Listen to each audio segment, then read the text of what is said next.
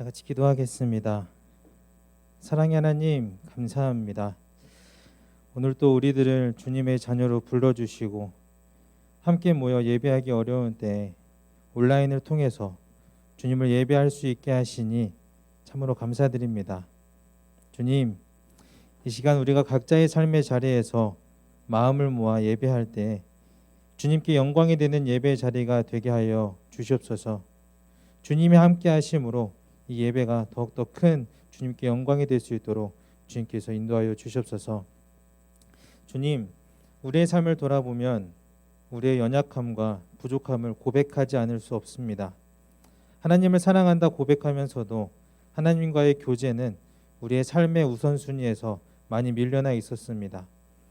예수님을 따라 살겠다고 다짐하면서도 서로 사랑하지 못하는 삶을 살았습니다. 그 누구보다 나를 잘 아시는 주님, 이 시간 우리의 연약함을 고백하오니 우리의 죄를 용서하여 주시옵소서. 우리의 고백들이 단지 입술의 고백으로 끝나지 않고 우리의 삶 가운데서 믿음의 행함으로 나타날 수 있도록 우리를 변화시켜 주시옵소서. 주님, 우리 친구들의 방학이 끝나가고 있습니다. 방학 기간 동안 우리 친구들이 조금이나마 쉼을 누렸기를 소망합니다. 이제는 다시 마음을 가다듬고 2021년의 후반기를 살아갈 계획을 잘 세우게 하시고 잘 준비할 수 있도록 주님께서 함께하여 주세요. 우리 친구들이 어떠한 상황 가운데서도 하나님을 먼저 바라볼 수 있는 신앙을 갖게 해주시고 주님이 주시는 지혜로 이 세상 가운데서 분별력 있게 잘 살아낼 수 있도록 주님께서 도와주시옵소서. 이 시간에도 몸과 마음의 상처를 입어 힘들어하는 친구들이 있습니다. 또한 누군가에게는 말하지 못할 고민이 있는 친구들도 있을 겁니다. 먼저는 하나님께서 그들을 위로해 주시고 회복시켜 주시옵소서. 또한 우리들도 서로를 위해 기도하고 응원하고 도와줌으로써 이 어려움들을 함께 이겨나갈 수 있도록 주님께서 힘을 더하여 주시옵소서. 서로가 서로에게 희망이 되어줄 수 있는 그런 한 공동체가 될 수 있도록 주님께서 함께해 주세요. 오늘 이우성 전도사님께서 말씀을 전하실 때 성령으로 함께해 주시고 주님의 말씀이 전해질 때 우리의 삶이 변화되게 하시고 한 주를 다시 살아갈 힘과 용기를 얻게 하시고 주님을 알아가는 기쁨이 우리의 삶 가운데 있게 해주세요. 이 예배의 시간이 주님께 온전히 드려지길 소망하며 우리의 영원한 소망이 되시는 예수 그리스도의 이름으로 기도드렸습니다. 아멘.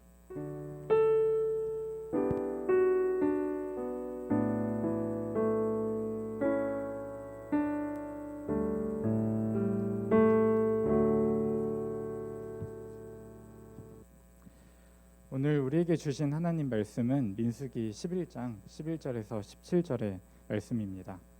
민수기 11장 11절에서 17절의 말씀을 함께 봉독하겠습니다. 모세가 여호와께 여짜오되 어찌하여 주께서 종을 괴롭게 하시나이까? 어찌하여 내게 주의 목전에서 은혜를 입게 아니하시고 이 모든 백성을 내게 맡기사 내가 그 집을 지게 하시나이까? 이 모든 백성을 내가 배웠나이까? 내가 그들을 낳았나이까? 어찌 주께서 내게 양육하는 아버지가 젖먹는 아이를 품듯 그들을 품에 품고 주께서 그들의 열조에게 맹세하신 땅으로 가라 하시나이까? 이 모든 백성에게 줄 고기를 내가 어디서 얻으리이까? 그들이 나를 향하여 울며 이르되 우리에게 고기를 주어 먹게 하라 하온즉 책임이 심히 중하여 나 혼자는 이 모든 백성을 감당할 수 없나이다. 주께서 내게 이같이 행하실진대 구하옵나니 내게 은혜를 베푸사 즉시 나를 죽여 내가 고난 당함을 내가 보지 않게 하옵소서. 여호와께서 모세에게 이르시되 이스라엘 노인 중에 내가 알기로 백성의 장로와 지도자가 될 만한 자 70명을 모아 내게 데리고 와 회막에 이르러 거기서 너와 함께 서게 하라. 내가 강림하여 거기서 너와 말하고 내가 임한 영을 그들에게도 임하게 하리니 그들이 너와 함께 백성의 짐을 담당하고 너 혼자 담당하지 아니하리라. 아멘. 오늘도 주님의 은혜와 평화를 빕니다. 주님의 은혜와 그 크신 사랑이 우리를 가득 채우고 흘러넘쳐서 우리 가족들과 친구들, 북한 동포, 그리고 저 멀리 가난과 삶에 지친 이들에게 전해지길 소원합니다. 거리두기가 또 2주 연장되었죠. 확진자는 이번 주에도 1,800명대가 나오면서 참 암담한 상황을 보게 되었어요. 2학기에 전면 등교를 자신하기도 했었지만 수도권은 3분의 2만 등교하는 안을 검토 중이라고 하니 이 추세가 쉽게 꺾이진 않을 것 같다는 생각도 들어요. 이런 시국에 생각해보면 그냥 수련회는 온라인으로 하면 되지 굳이 이런 상황에 오프라인 소그룹 수련회를 고집하나 할 수도 있을 것 같다는 생각도 들어요. 당연히 저희는 방역 수칙을 철저하게 지키면서 하려고 노력을 할 거예요. 그런데 우리 재학전도사님과 또 훈이 목사님과 수련회를 놓고 고민하며 함께 의논한 것은 코로나 이후에 우리에게 남겨질 것에 대한 그런 것이었어요. 작년에 겨울 수련회를 코로나19 확산으로 취소하고 나서 지금껏 여러분과 거의 비대면으로 함께 지내오면서 비대면 상황의 한계를 많이 절감하기도 했지만 한편으로는 여러분 한 사람 한 사람에게 더 연락하고 다가갈 수 있는 기회도 되지 않았나 하는 생각도 들어요. 그럼에도 여러분이 함께 신앙생활을 해갈 친구들끼리는 그런 기회가 주어지지 않았다 하는 그런 생각이 들었어요. 저도 거의 결혼식이나 장례식을 가야지 만나게 되지만 가장 순수하고 뜨거웠던 때 신앙생활을 함께 했던 친구들, 형들, 또 동생들을 만나곤 해요. 기쁨과 슬픔을 함께하는 자리엔 언제나 있는 그런 언제 만나든 반갑고 좋은 사람들이 있죠. 만나면 시간 가는 줄도 모르겠고 기쁜지도 슬픈지도 잊게 만드는 그런 사람들이 있어요. 중고청을 거치면서 여러분이 서로 그렇게 되었으면 좋겠다 하는 마음이에요. 신앙의 여정을 함께한 같은 신앙을 공유하는 우정이 여러분의 삶을 더 풍요롭게 만들어 갔으면 좋겠다 생각합니다. 수련회는 그런 우정을 만들어주는 좋은 기회예요. 그리고 무엇보다도 우리들의 우정을 특별하게 만드는 것은 함께 마음에 새긴 하나님의 말씀이겠죠. 각자의 삶을 살아내면서 여긴 어디지, 나는 누구지 하는 마음이 들다가도 주일에 함께 예배하는 친구들을 만나고 마음을 다잡으면서 나에게 주어진 삶을 묵묵히 또 기쁨으로 살아낼 수 있는 그런 힘을 얻으면 좋겠다 싶어요. 요즘 우리가 함께 묵상하는 요한계시록 2장에 라오디게아 교회에 하시는 말씀처럼 하나님의 말씀은 오늘 나에게 와닿기 위해서 문 밖에 서서 두드리고 있어요. 와닿아서 의미가 생기는 것은 성령의 일이죠. 그런 믿음을 가지고 오늘 말씀이 조금 더 친근하게 여겨졌으면 하는 마음으로 아주 조심스럽게 이제부터 모세를 형이라고 불러보려고 해요. 모세 형은 이집트 궁전에서 40년을 살았죠. 그러던 어느 날 히브리 노예들이 고된 노동을 하면서 괴롭힘을 당하는 모습을 봤어요. 평소에 보이지 않는 사람이 보이게 된 그런 날이었어요. 정의감이었는지 뭐였는지 그냥 지켜볼 수가 없었어요. 그리고 사단이 났어요. 참 긴 하루였을 거예요. 그런 날이 있잖아요. 우리가 내가 생각하지 못한 일이 갑자기 벌어져서 당황스러운 날. 결국 도망치고 또 도망쳐서 한 떨기나무 앞에 서게 되었어요. 거기서 모세형은 야훼라고 하는 하나님을 만났어요. 하나님의 이름을 함부로 부를 수 없는 이스라엘 사람들은 히읗 니은 니은처럼 자음만 표기해서 그 이름이 뭔지 몰라요.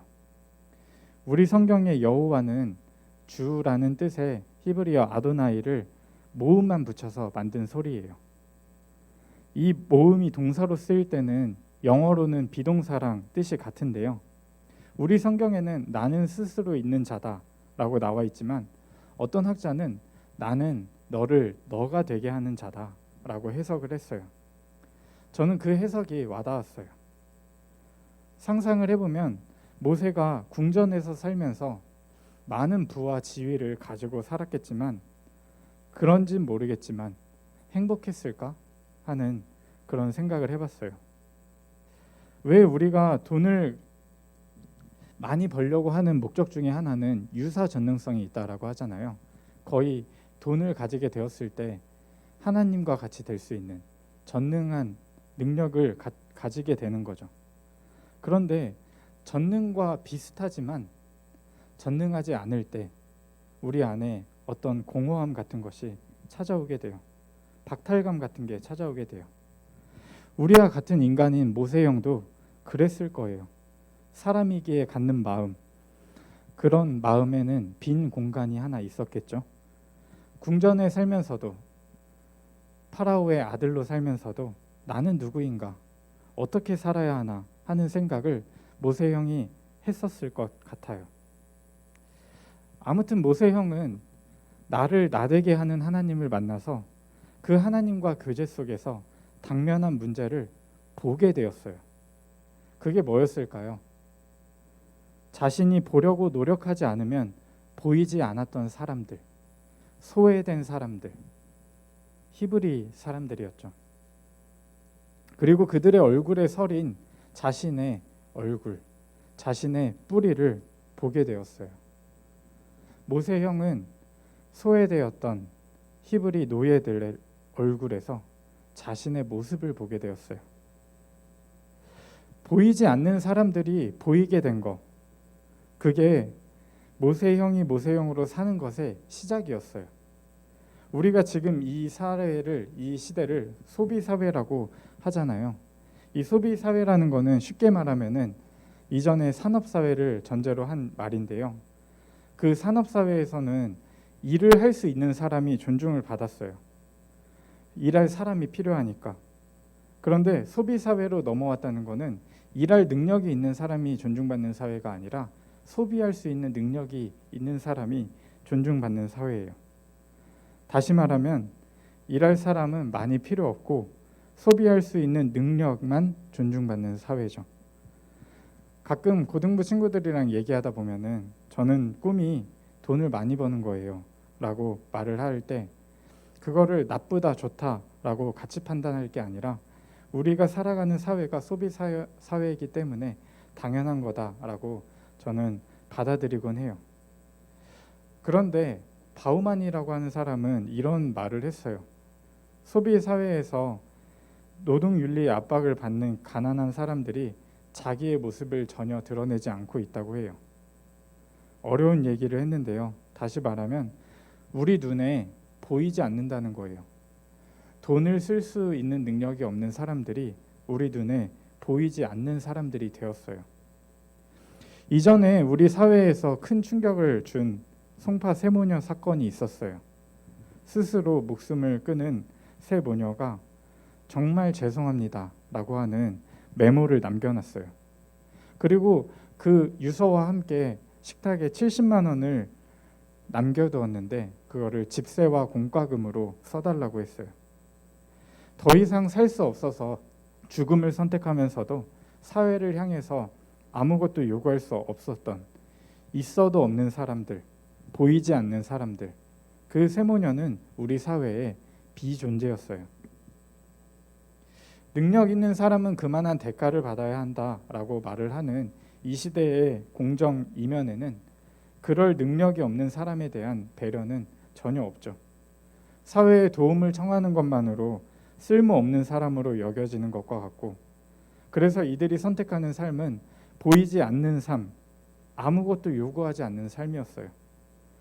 송파 세모녀는 그 아무것도 요구하지 않아야 한다라고 하는 그 윤리를 끝까지 지켰던 비극적 사건인 거죠. 그런데 우리 모세형은 이 고통을 공적인 것으로 만들었어요. 그 결과가 출애굽이에요. 이집트 탈출. 모세를 필두로 이집트를 탈출한 사람들을 히브리 사람이라고 불러요. 근데 이 히브리라는 말이 어디서 왔냐라고 하는 거에 대한 여러 견해가 있는데요. 저는 사회의 하층민을 가리키는 핫비루라고 하는 단어에서 왔다고 하는 그런 얘기를 받아들여요. 고대 세계에서는 일이 없어서 또 먹을 게 없어서 또 그 제국에 군대의 용병으로 흘러서 이집트까지 건너온 사람들을 하비루라고 불렀어요. 그런데 그 사람들은 그 세계에서 있으나 없는 사람들, 있어도 보이지 않는 사람들이었어요. 모세 형은 그들의 지도자가 되었고요. 그들과 함께 그들의 고통을 내가 참아야 되는 것이 아니라 공적인 것으로 만들어서 이집트를 탈출했어요. 민수기가 처음 시작될 때는 이스라엘 자손이 이집트 땅에 나온 지 2년째 되는 해 둘째 달 첫날부터 그렇게 시작이 되어요.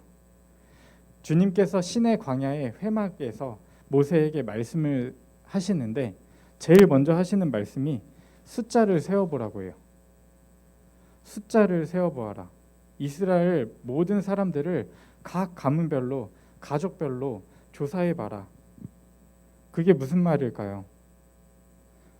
각 지파별로 20살이 넘은 사람들을 세어보니까 총 60만이 넘게 이렇게 숫자들이 막 계속 나오는데요. 그걸 일일이 왜 다 세게 했을까요? 광야에서 주님이 모세에게 제일 먼저 하신 명령이 비존재가 존재가 되게 하는 일이었어요. 눈에 보이지 않던 사람들이 이제는 어디에 누가 얼만큼 있는지를 보게 한 거예요. 광야의 여정의 첫 시작이었던 거죠. 이들을 하나로 묶는 그 중심에는 회막 예배가 있어요. 서로 다른 가문과 가족이 이 여정을 함께 할 수 있는 것은 다른 어떤 것이 아니라 한 분 하나님에 대한 예배였어요. 그래서 3장부터는 레위 지파 가문에 따라서 성막에서 담당하는 막 역할들을 이렇게 나눠줘요. 누구는 동쪽에 진을 치고 누구는 서쪽에 진을 치고 이런 얘기들을 하고, 누구는 성막이 이동할 때마다 뭐를 철거하고 뭐를 옮기고 어떤 짐을 싸고, 이런 얘기들이 민수기에서 쭉 나오는 거죠. 그것들이 그냥 읽으면은 지루하게 여겨지지만 이런 맥락 속에서 읽게 되면은 그만한 의미가 있는 것이죠. 이스라엘 자손이 이집트 땅에서 나온 그 다음에 첫째 달 시내 광야에서 하나님이 또 모세에게 말씀하셨어요. 이스라엘 자손은 정해진 때에 유월절을 지켜야 한다. 이집트 탈출한 그 기념을 해야 된다라고 하는 거죠. 그 하나님 예배에는 예외가 없었어요. 그래서 모세가 물어봐요. 그동안에 자기들한테는 배제해야 됐던 사람들이 있죠. 누구냐 하면 부정탄 사람들, 또 외국인들, 다 이런 사람들 어떡하냐 하나님께 모세가 물어보니까 하나님이 그렇게 대답해요. 다 유월절을 지켜라. 소외되는 사람이 없게 하라. 보이지 않는 사람을 보이게 하라. 이것이 광야를 살아가는 모세에게 또 이스라엘 사람들에게 주어진 야훼 하나님의 명령이었어요. 민수기가 우리말로 표현해서 백성을 센다라고 하는 그런 의미가 있잖아요. 영어나 라틴어 성경도 같은 의미가 있지만 히브리어 성경은 그 성경의 첫 구절을 제목으로 하는데 광야에서라고 하는 의미예요. 광야에서 이스라엘 백성들이 처음으로 배우는 것이 바로 함께 살아가는 연습이었어요. 언젠가 도달할 목적지는 분명히 있지만 그 목적지만큼이나 그 여정 가운데 계신 하나님을 경험하는 것, 그것을 혼자가 아니라 온 공동체가 함께 경험하는 것, 그걸 하는 것이 광야였어요. 9장 15절에서 23절에는 이런 내용이 나와요. 구름이 성막을 덮고요. 저녁에는 그 구름이 불처럼 보여요. 구름이 걷히면은 출발을 하고요. 구름이 내려와 머무르면은 그 자리에서 진을 쳐요. 그 사람들은 주님의 지시에 따라서 진을 쳤고 주님의 지시에 따라 길을 떠났다라고 말씀은 기록하고 있어요. 그들은 주님께서 모세를 시켜 본부하신 대로 주님의 명령을 따랐다라고 기록하고 있어요.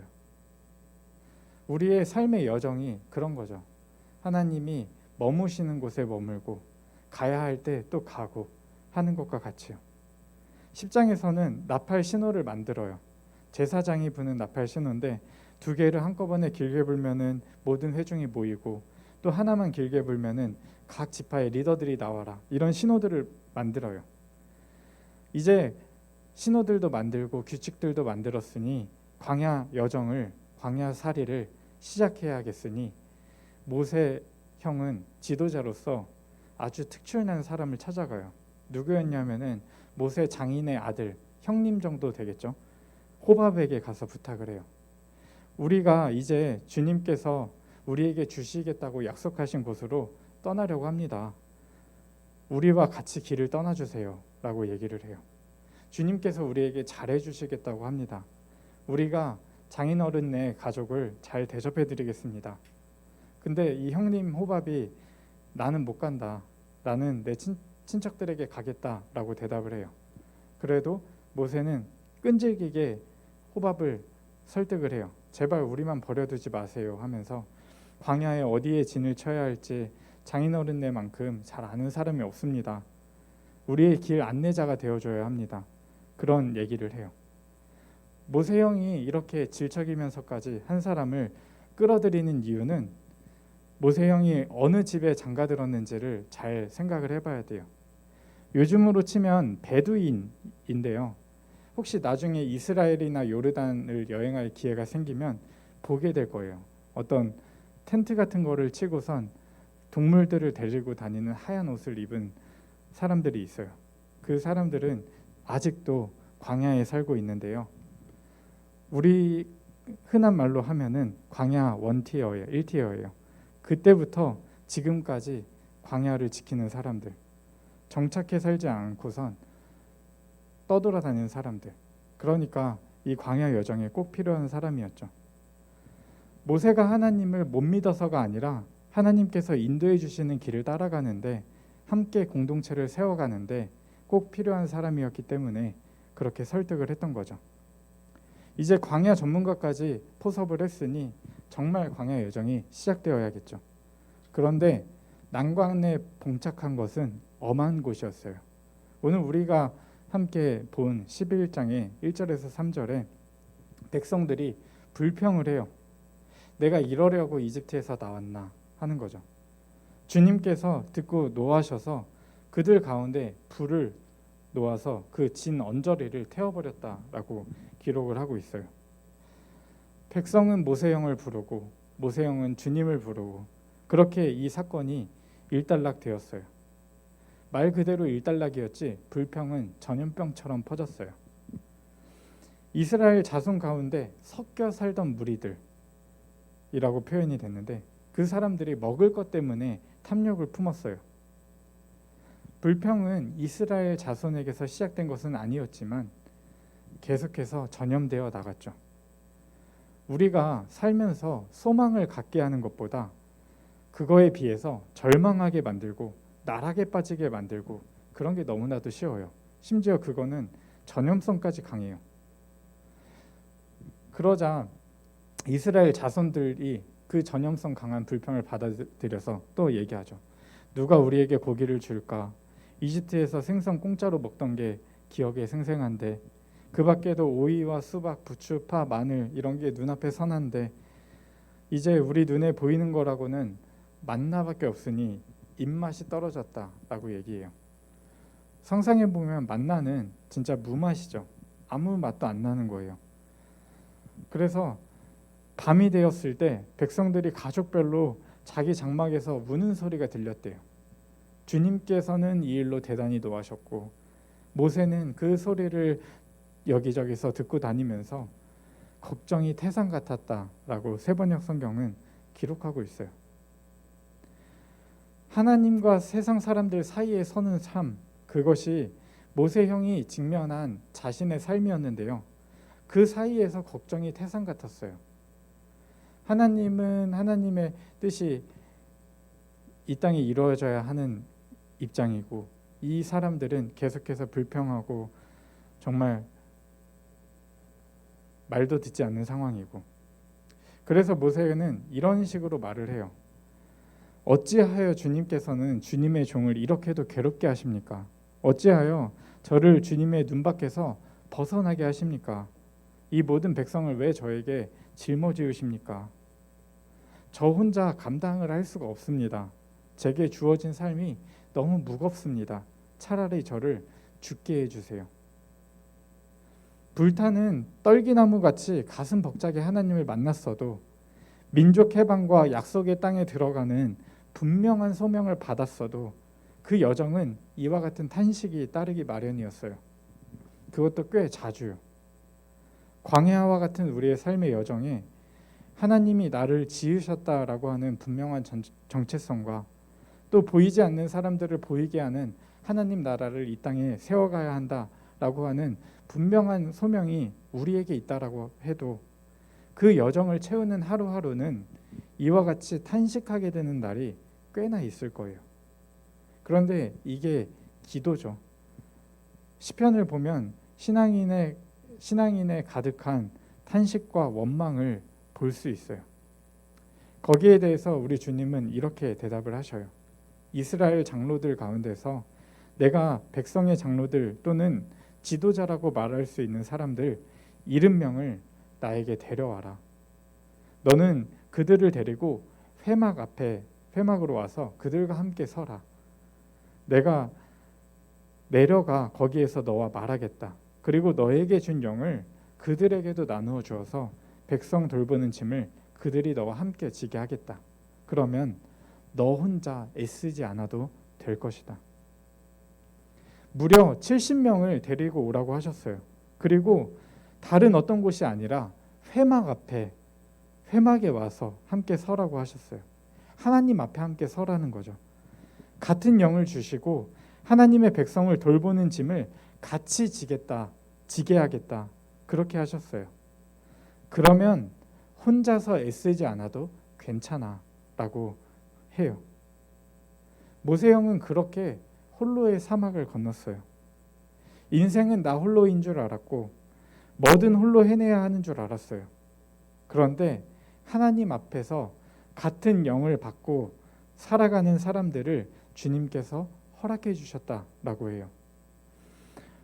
오늘날 어떤 사람들이 말하는 능력주의처럼 나 혼자 있어서 내 능력으로 내 삶을 증명하고 긍정하는 것이 아니라 공동의 문제를 보고 함께 해결해 가도록 주님이 우리를 교회로 세우신 거죠. 삶이라는 광야가 버거운 우리들이 하나님 나라를 이 땅에 끌어당기는 길, 보이지 않는 사람을 보이게 할 수 있는 그런 걸 할 수 있는 길은 연대밖에 없어요. 하나님이 우리에게 분명히 말씀하셨죠. 혼자서 애쓰지 않아도 괜찮아. 함께 하나님 앞에 서는 이들의 손을 잡고 서로 의지하고 연대를 더 두텁게 해가는 그런 선순환. 우리가 지금 서로의 얼굴을 보지는 못하지만 거리를 두고 있지만 하나님 앞에 서 있는 서로가 있다는 것, 그리고 서로의 손을 잡는 것이 우리가 이 광야를 헤쳐나가는 길이에요. 그렇게 오늘 우리도 홀로의 사막을 건넜으면 좋겠어요. 코로나19라고 하는 위기는 평범한 우리들에게 서로 다가가서는 안 된다라고 말을 하고 있죠. 이런 위기 상황에서 보이지 않는 사람들은 더더욱 보이지 않게 될 거예요. 공동체 질서를 세우면서 홀로의 사막을 건넌 이스라엘 민족 공동체는 서로가 서로를 지켜주는 생명 공동체를 만들었어요. 약속의 땅은 그걸 실현하는 장에 불과했어요. 모든 사람들은 보호할 수 있는 안전망을 세웠고요. 사회적 연대를 두텁게 만들었어요. 그게 지금 우리에게도 필요한 일이죠. 사도행전에서 바울이 전도 여행을 다니면서 여러 교회를 돈 다음에 예루살렘 교회에 와서 헌금을 전달하죠. 오늘날 재난지원금과 같이요. 위기의 시대에는 뒤처지는 사람들이 늘어날 수밖에 없어요. 이집트 제국이나 오늘날 사회나 그건 마찬가지죠. 우리가 이 위기에 어떻게 대처하느냐에 따라서 서로에 대한 그 불신으로 분열된 사회에서 각자가 홀로의 사막을 그렇게 걸어가게 될 수도 있고요. 아니면은 그 사이에서 서로의 믿고 서로의 손을 잡고 연대하게 할 수도 있을 거예요. 그 작은 시작을 교회인 우리 안에서 해낼 수 있다고 믿어요. 서로를 보호하려는 마음을 가지고 그런 마음을 품고 서로의 손을 맞잡은 온기가 또 그 온기가 퍼져나가면서 홀로의 사막을 모두가 건너게 할 거예요. 우리의 연대가 하나님의 생명 살리기의 한 부분이기를 바라고 축복합니다. 우리 오늘 함께 찬양을 했으면 좋겠는데요. 찬양할 때 우리 친구들 한 명 한 명을 또 떠올리고 선생님들도 떠올리면서 축복하면서 함께 찬양했으면 좋겠습니다. 주 안에 우린 하나 찬양하겠습니다.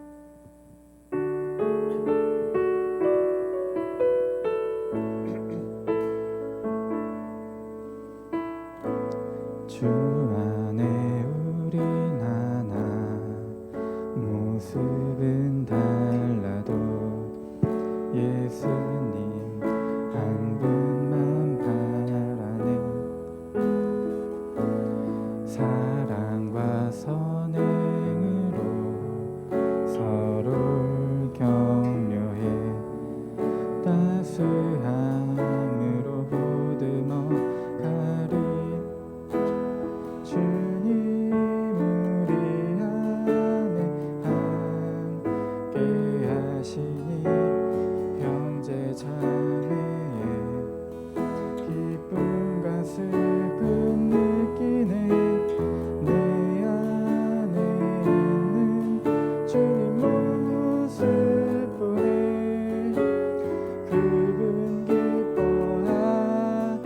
주님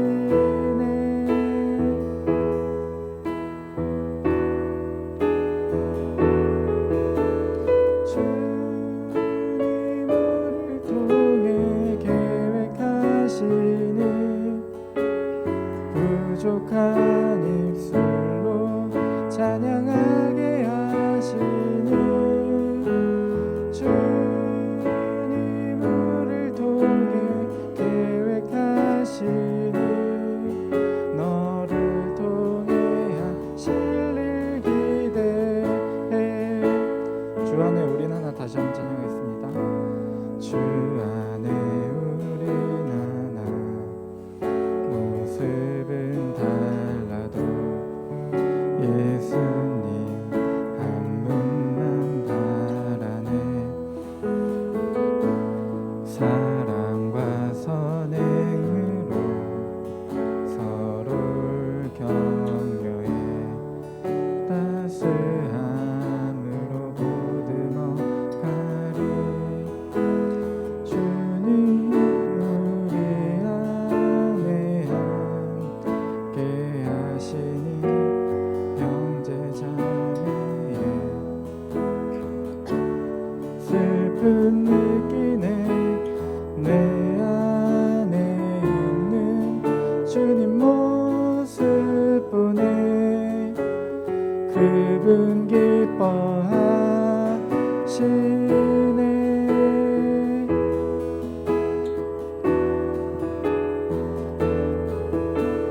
주님 우리를 통해 계획하시니 부족한 입술로 찬양하게 하시니.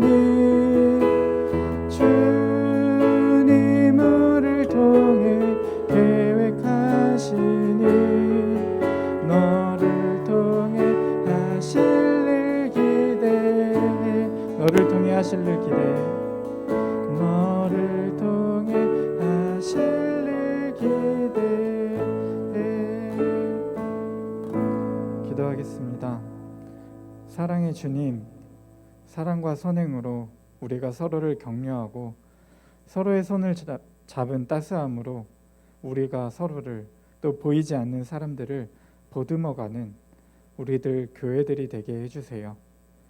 주님께서 이루실 그 날을 기대하며 사는 우리의 하루하루가 불안과 불만으로만 채워지지 않고 함께 주님 앞에 세워주신 친구들과 서로를 통해 하실 일을 기대하며 기쁨으로 살아낼 수 있도록 성령께서 인도해 주세요. 어디에 나가기도 어려운 방학을 보내고 있습니다. 무기력함보다 기대함으로 새 학기 잘 준비할 수 있도록 주님께서 이끌어 주세요. 예수님의 이름으로 기도합니다. 아멘. 주기도문 하심으로 예배를 마치겠습니다. 하늘에 계신 우리 아버지, 아버지의 이름을 거룩하게 하시며 아버지의 나라가 오게 하시며 아버지의 뜻이 하늘에서와 같이 땅에서도 이루어지게 하소서. 오늘 우리에게 일용할 양식을 주시고 우리가 우리에게 잘못한 사람을 용서하여 준 것 같이 우리 죄를 용서하여 주시고 우리를 시험에 빠지지 않게 하시고 악에서 구하소서. 나라와 권능과 영광이 영원히 아버지의 것입니다. 아멘.